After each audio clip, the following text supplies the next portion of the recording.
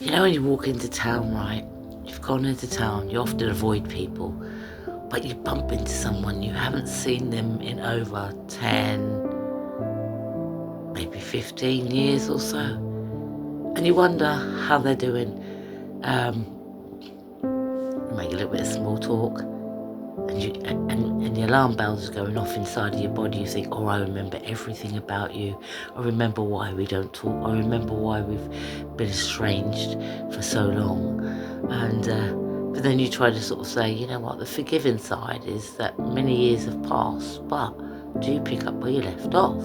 Now, I was willing to listen to the individual. I thought, you know what, I'll have a cup of tea with you. One thing I didn't do, though, was exchange telephone numbers, because I didn't want to pick up where we left off. I felt that the individual had a drinking problem back then, and as a way of coping with the stresses of that individual's life, and I felt that I didn't want to be pulled back into it. They, in mid-conversation, said that they made themselves been on recovery, they've had a lot of trauma, but they're doing really well, and they don't really drink anymore. But then they asked me if I want to go down the pub. I said, oh no, I've come away from all of that. I don't do pubs.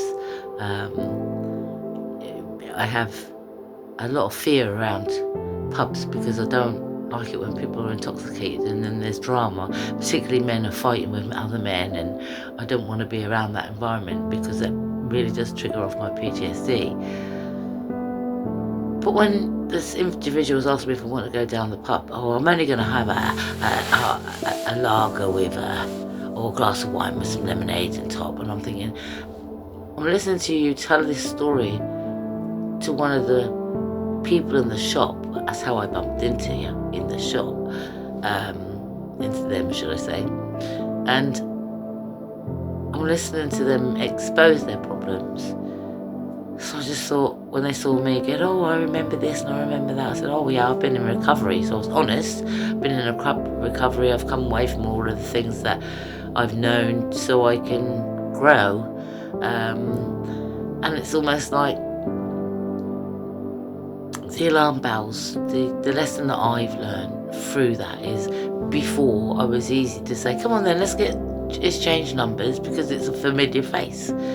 But when something is still familiar, it doesn't mean you pick up where you left off. But if you've got two sick people, like two people that are not very well and they're working on recovery, you put two of you together and one's got more of a problem than the other, then yeah, it's too much baggage, just too much of a red flag. So particularly when they're not truthful, and the issue was around alcohol. So when they're not truthful, then you can't trust in their word. So I left off, had a cup of tea. I said, if we see each other again, we'll see each other again. You know, what's meant to be is meant to be. Yeah, and I kind of like went into my shop and they went down the pub. This is the point. If you're in recovery, right? Recovery, and we're talking about recovery from trauma. Let's talk about trauma. You might have PTSD, you might have other diagnoses on top of it, but either way, you're very vulnerable. Your senses are you're very sensitive with conversations. I'm talking about myself. I'm very sensitive, and I'm very, very alert about people, particularly people that from the past. And I think to myself, I've had experiences with them and they've been negative experiences. I've got to be aware that I know I'm a forgiving person, but I mustn't forget the lesson that I had to learn. And that is turn away from all your old ways when you're in recovery. And sometimes it's not, you know when they always say, if you've had somebody that had an addiction, you don't want kind of put two people that are in recovery from that together when they're not quite, they're, like I said, they're in recovery. So temptation for them is that they still would have to avoid the temptation. Me, I don't ever feel that I had a problem with alcohol. I felt I used it as a coping strategy. Yes, I guess that's a problem, but I'm saying I wasn't addicted to it. Like, I've got to have that drink tomorrow. I've got to drink all day. I've never been that way. where I've got to drink all day. I used to be a binge drinker. I would drink before I went out to give me Dutch courage to handle the bloody world, you know.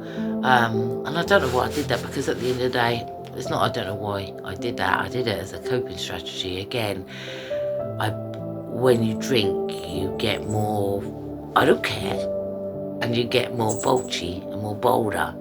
And in my case, I probably used to get a lot ruder. Now I've got to learn to be kind to people, so I kind of limit my drink. If I don't go out that often, so because I don't go out that often, I'm not drinking every weekend like I used to. Any chance for a party, that was me. Party over mine. And then when I lost my home, all the partying stopped. That was many years ago, and I decided to have a different life, because the crowds you keep may not care about you losing your home, and they're just looking for the next party. So this is how a lot of people become homeless. This is how a lot of people become really depressed and hang around with other people that are depressed. And trauma bond, as they call it, is a survival technique. You go, I see you, I know what you've been through, you see me, you know what I've been through, and then sometimes, like I said, when you really fall out with an individual, because this individual who I met today, when we go back all them years, I thought, oh, I remember them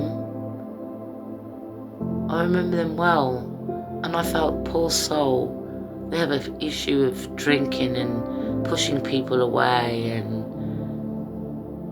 beautiful person, but it's just this, when trauma gets a hold of people, it can really ruin things for them, where people are scared to be around them, particularly if they're drinking, so yeah, limited people around you, because they don't want drama, as they call it, drama.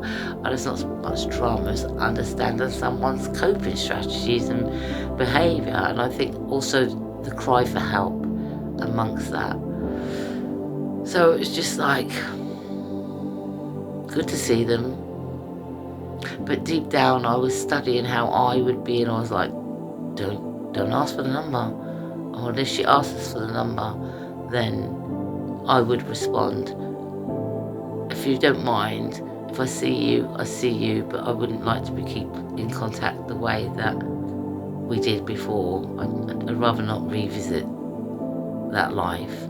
But if I see you, I'll always stop and have a cup of tea, and then we go our merry ways. You see, that way it's not in my house and it's not in their house, and I can leave at any given moment. So I don't mind meeting for someone for a cup of tea if it's I didn't plan to meet them, did I? I bumped into them.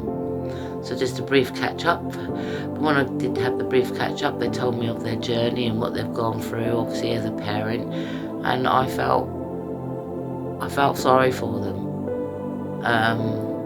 But the fact that they're out bubbly and speaking and chatty, I just know that's a mask.